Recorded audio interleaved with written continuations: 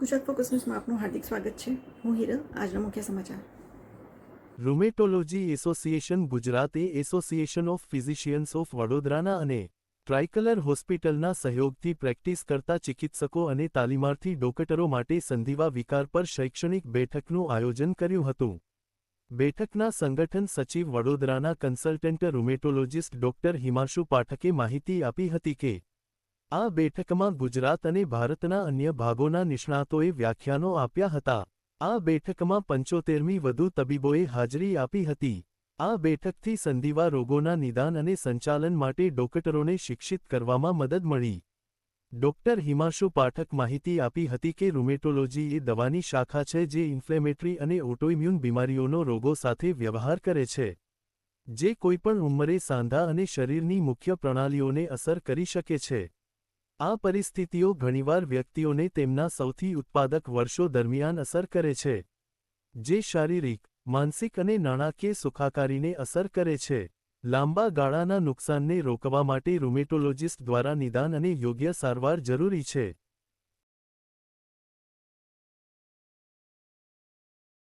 નમસ્કાર મિત્રો, હું ડૉક્ટર રીના શર્મા, રૂમેટોલોજિસ્ટ. હું અમદાવાદમાં છું અને હું પ્રેસિડેન્ટ છું રૂમેટોલોજી એસોસિએશન ઓફ ગુજરાતની. અને આજે જે સીએમઈ ડૉક્ટર હિમાંશુ પાઠકે કર્યું છે અહીંયા બડોદામાં, આમાં પાર્ટ લેવા માટે અહીંયા આવી છું. અને રૂમેટોલોજી વિશે થોડું જણાવું તમને તો આખા ગુજરાતમાં અમે આઈ થિંક અરાઉન્ડ 40 ડૉક્ટર્સ છીએ. અને દર મે બી 2-3 મંથ્સમાં એકવાર અમે કંઈક ને કંઈક એક શહેરમાં એવી મીટિંગ કરીએ છીએ સો દેટ રૂમેટોલોજી માહિતી અને એની અવેરનેસ બધા ડૉક્ટર્સ, જે ફિઝિશિયન્સ છે, જનરલ ફિઝિશિયન્સ છે, ફેમિલી ફિઝિશિયન્સ છે, એની સાથે અમે સાझा કરી શકીએ. મેઇનલી પ્રોબ્લેમ એ છે કે રૂમેટોલોજી વિશે બહુ ડૉક્ટર્સ પણ નથી જાણતા, જનરલ પબ્લિકની તો વાત દૂર છે.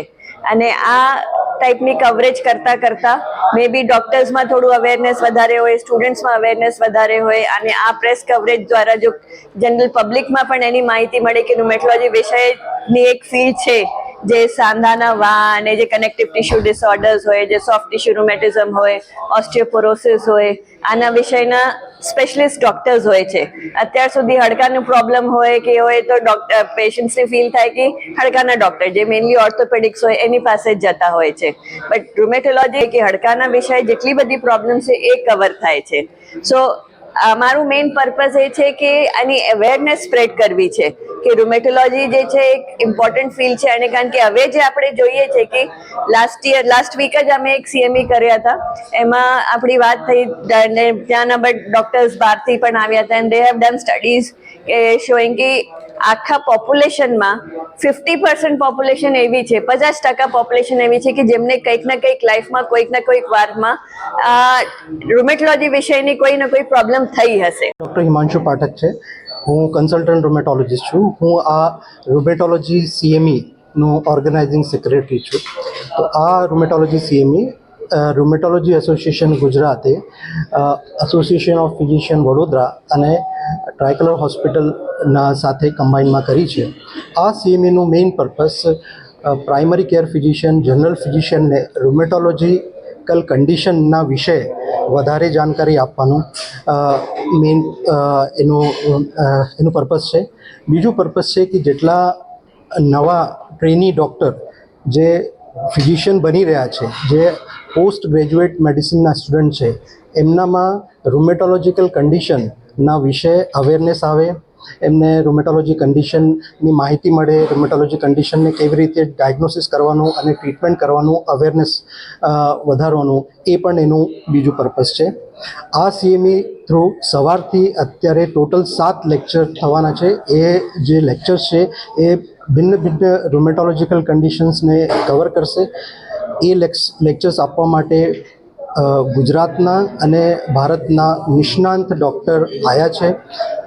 આ બધા સેશન્સ ખૂબ ઇન્ટરેસ્ટિંગ થયા છે અને સવારથી જેટલું સેશન્સ ચાલે છે એ બહુ સરસ રીતે ઓડિયન્સે એને એપ્રિશિએટ કર્યું છે. એમાં બહુ સરસ રીતે ફિઝિશિયન ડૉક્ટર અને ટ્રેની ડૉક્ટર્સનું પાર્ટિસિપેશન રહ્યું છે.